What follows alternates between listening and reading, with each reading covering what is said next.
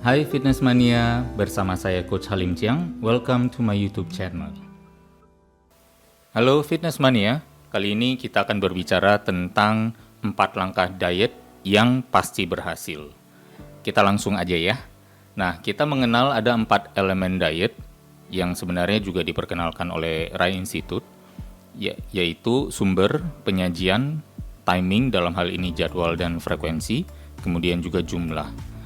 Keempat ini perlu kita construct, perlu kita atur sedemikian rupa agar menghasilkan apa?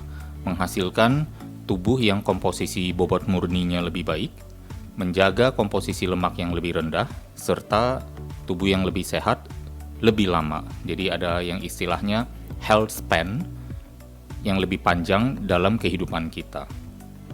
Nah, bagaimana cara mewujudkannya satu persatu? Dari 4 elemen ini ada satu tip khusus untuk kalian semua. Yang pertama adalah dahulukan sumber yang paling bermanfaat. Yang paling bermanfaat adalah sebenarnya kalau dari segi nutrisi, protein dan sayuran. Ya, protein seperti ayam, ikan, daging, telur, tempe dan lain sebagainya. Ya, tahu, seafood juga. Ya, kemudian sayur-sayuran. Ada sayur-sayuran yang sifatnya daun ya, seperti sawi, selada air. Ya, ada juga yang seperti brokoli ya. Kemudian ada sayur buah seperti timun, tomat maupun pare, ataupun sayur umbi seperti wortel, lobak ya, labu siam. Jadi banyak sekali sebenarnya nutrisi yang bisa kita gabungkan secara variasi, kombinasi, rotasi, terutama dalam hal protein dan sayuran. Kita dahulukan artinya apa? Kita makan duluan supaya porsi makannya bisa lebih banyak. Keuntungan mendahulukan sumber yang paling bermanfaat itu apa? Nah, keuntungannya adalah makan kita bisa lebih banyak tetapi kalori yang masuk lebih sedikit.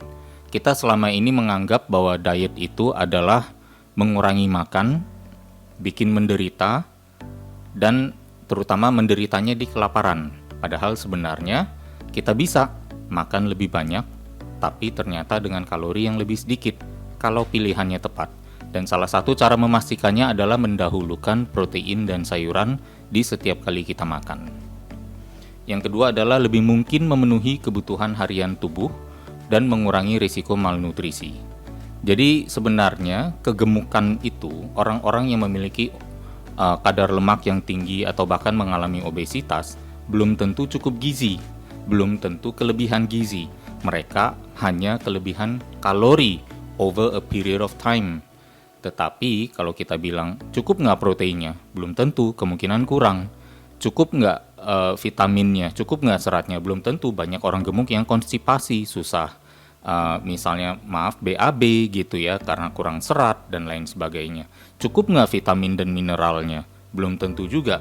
Jadi di sini kita bisa mengetahui bahwa sebenarnya untuk mencukupi kebutuhan nutrisi sehari-hari adalah melalui pilihan sumber nutrisi yang berkualitas. Protein, lemak alami dan serat memberikan rasa kenyang yang lebih lama. Hal ini tentunya mengalahkan ya tantangan diet nomor 1, yaitu apa? Lapar. Ya, kalau lapar pasti diet itu tidak menyenangkan dan tidak akan awet atau tidak akan bertahan lama. Tapi dengan kita mendahulukan sumber protein dan sayuran yang cukup, maka kita sebenarnya telah memberi diri kita, tubuh kita rasa kenyang yang cukup sampai ke nanti ketemu makan lagi kita belum lapar, gitu ya. Dan ternyata riset juga membuktikan bahwa dengan mengkonsumsi protein dan sayuran yang lebih banyak, maka tingkat keberhasilan penurunan lemak menjadi lebih tinggi dan lebih permanen. Jadi probabilitas sukses kita untuk menurunkan berat badan, menurunkan kadar lemak lebih tinggi kalau kita mendahulukan atau lebih banyak mengkonsumsi protein ataupun serat. Nah, itu untuk bagian sumbernya. Sekarang kita ke yang kedua, yaitu penyajian. Batasi kalori tanpa membatasi gizi yang masuk. Nah, bagaimana tuh caranya? Yang pertama, kita kenali bahwa sebenarnya kalau saya teliti secara behavioral atau misalnya secara pola perilaku, kita kalau makan asin, gurih maupun pedas, cenderungnya akan mencari karbohidrat lebih banyak, baik itu dalam bentuk mungkin nasi ya, untuk menetralisir rasa asin, rasa gurih, rasa pedas. Bahkan juga karena rasa pedas dan gurih itu, kita bahkan bisa sebenarnya mencari juga minuman manis dan dingin untuk menetralisir. Jadi untuk mengatasi hal itu, karena asupan karbohidrat, asupan gula adalah salah satu momok dalam hal menurunkan kadar lemak yang sehat, maka kita perlu membatasi karbohidrat. Caranya bagaimana membatasi karbohidrat? Dengan membatasi hal-hal yang menyebabkan kita cari karbohidrat, yaitu apa? Asin, gurih, dan pedas tadi, gitu ya. Dan terus makanannya nggak enak dong? Nggak juga. Kita kan hanya mengurangi, kita tidak meniadakan. Saya nggak bilang nggak boleh pakai garam, saya nggak bilang nggak boleh pakai bumbu, saya nggak bilang nggak boleh pakai cabai, boleh ya, tetapi kita kurangi. Kemudian kita juga bisa gunakan rempah-rempah untuk meningkatkan cita rasa makanan. Ada beberapa rempah-rempah yang sifatnya mungkin karena dikombinasikan menghasilkan rasa manis.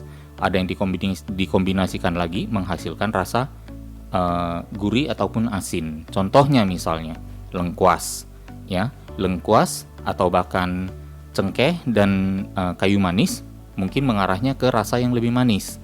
Tetapi kalau kita misalnya mencari yang lebih asin, mungkin kita cari misalnya bumbu-bumbu lain seperti mungkin ketumbar dan lain sebagainya.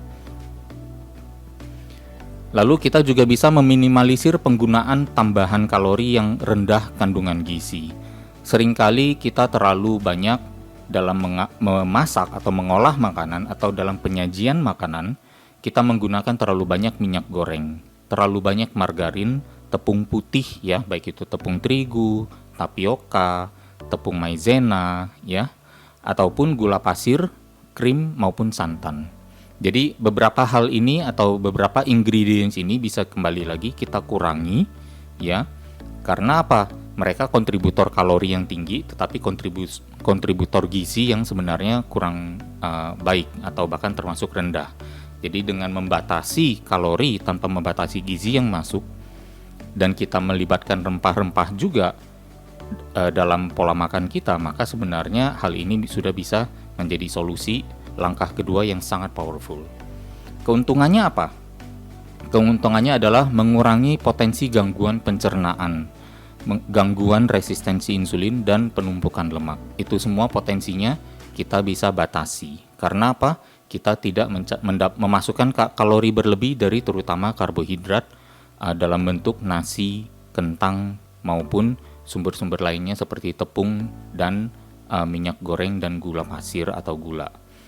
Kemudian juga kita mengurangi masuknya karsinogen dan penyebab inflamasi lainnya yang menjadi faktor utama timbulnya beberapa penyakit degeneratif seperti kanker maupun jantung. Jadi kita sebenarnya dengan melakukan hal tersebut, saya sekarang sebenarnya sedang menyajikan the why, ya, mengapa kita perlu melakukan langkah kedua tadi. Sekarang langkah ketiga, yaitu perpendek lingkup jam makan. Lingkup dalam hal ini adalah sebenarnya jendela makan, ya. Kalau misalnya sebelum di pola kebiasaan hidup lama yang membuat kita gemuk adalah kita lingkup jam makannya 16 jam, lalu selama tidur ya tentunya kita tidak mengunyah, ya. Lingkup jam tidak makannya 8 jam karena sehari 24, 16 jam makan, 24 jam gak makan gitu ya. Nah itu sebelumnya, kita tinggal mereverse atau membalikkannya menjadi apa? Seperti ini ya, lingkup jam makannya cukup 8 jam, tetapi lingkup jam tidak makannya yang 16 jam. Dan di dalam lingkup ini saya perbaiki sedikit ya, lingkup jam makan 8 jam itu kita masih bisa menyisipkan 2-3 kali makan. Jadi di saat lingkup jam tidak makan 16 jam, di sesudahnya kita cukup minum air, teh, ataupun kopi yang tidak mengandung kalori. Nah, dengan memperpendek lingkup jam makan, kita bisa lebih berpeluang untuk membatasi kalori yang masuk. Jadi keuntungannya apa memperpendek lingkup jam makan ini? Berpotensi makan lebih sedikit, mencegah berlebih, dan juga lebih mudah meraih kalori defisit. Dan yang kedua adalah membantu tubuh memproduksi hormon awet muda alami yang namanya growth hormone.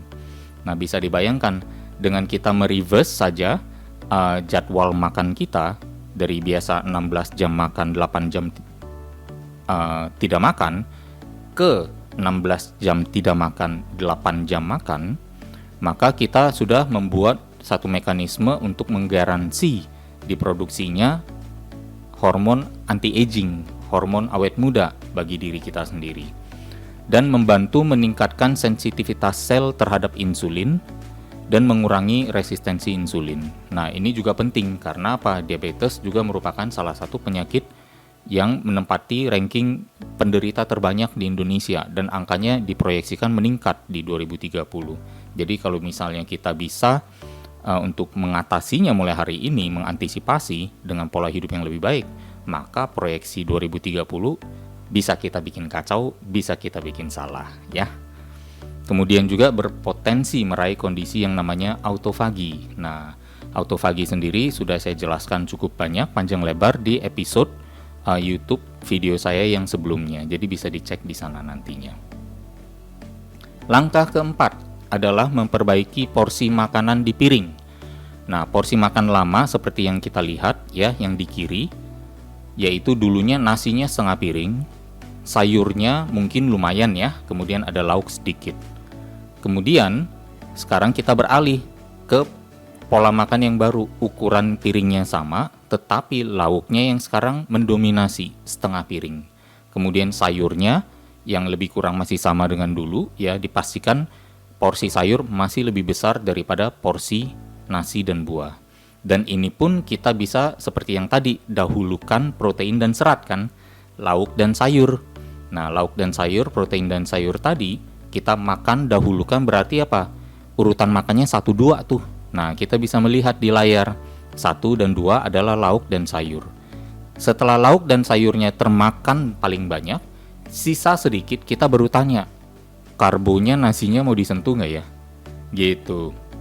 Dengan menanyakan hal seperti itu, kita menanyakan mau makan karbo di saat perut kita sudah mulai cukup kenyang, sehingga kita juga cukup rasional dalam mempertimbangkan apakah saya mau makan nasinya, gitu, karbohidrat, gitu ya. Jadi ini menjadi salah satu trik untuk membuat kita makan menjadi lebih sehat, ya. Kemudian juga dengan kita juga bisa dengan contoh, kita rasionalnya seperti apa. Kalau hari ini saya olahraganya berat, saya masuk nasi deh, boleh. Tapi hari ini kita bilang hari ini saya off olahraga, kayaknya nasi nggak perlu deh, saya banyakin aja deh protein dan sayur lagi, boleh juga. Akhirnya nanti itulah salah satu cara yang cukup ampuh untuk kita cut karbo yang lebih sehat. Karena apa? Ada nutrisi lain yang menggantikan, dan nutrisi yang menggantikan itu lebih bergizi juga. Jadi keuntungannya apa kalau kita memperbaiki porsi makan di piring? Yang pertama pasti lebih minim makan secara emosional, atau lebih minim kesempatan kita untuk bertemu makan yang waktu kalap. Ya, kalau kalap yang kita cari pasti bukan pilihan sehat. Yang kita cari adalah makanan-makanan favorit kita yang sebenarnya tidak menyehatkan, gitu. Jadi kita bisa mencegah hal itu terjadi karena kita memiliki satu prioritas yang lebih baik atau lebih benar. Yang kedua adalah saat lapar, kita mengkonsumsi makanan yang lebih bermanfaat untuk kesehatan tubuh kita. Sekali lagi, protein dan sayuran adalah kelompok nutrisi atau kelompok makanan yang bergizi tinggi yang paling dibutuhkan tubuh, dan itulah di saat lapar kita berikan paling banyak. Bukankah ini salah satu matching yang paling bagus? Yang paling dibutuhkan kita dahulukan, yang paling dibutuhkan kita penuhi dengan makan lebih banyak. Gitu kan strateginya. Dan apabila kita berhasil menempatkan prioritas di pola makan, maka bisa saja ini membantu kita membangun suatu karakter untuk ikut membawa keberhasilan ini ke area lain dalam kehidupan kita. Bukankah ini akan membantu kita juga di hidup yang lebih sehat? Tapi ternyata karena terbangun kebiasaan-kebiasaan yang baik, maka kita juga akan termotivasi untuk melakukannya di berbagai aspek kehidupan kita, mungkin di karir ya, atau mungkin di bidang-bidang yang lain. Jadi demikian 4 langkah pasti untuk bisa berhasil dalam diet. Terima kasih sudah menyimak, semoga bermanfaat. Kita ketemu lagi di episode video yang lainnya. Ya, teman-teman, terima kasih sudah menyaksikan video saya di Coach Halim Chiang. Apabila menyukai videonya, jangan lupa like, atau jangan lupa juga subscribe, bahkan mungkin share ke teman-teman lainnya, semoga bermanfaat adanya. Dan jika ada komentar atau mungkin usulan topik-topik yang ingin saya bahas, silakan ditulis di komentar, nanti akan saya coba pertimbangkan untuk saya masukkan ke dalam video-video selanjutnya. Terima kasih atas perhatiannya, stay tune dan stay healthy.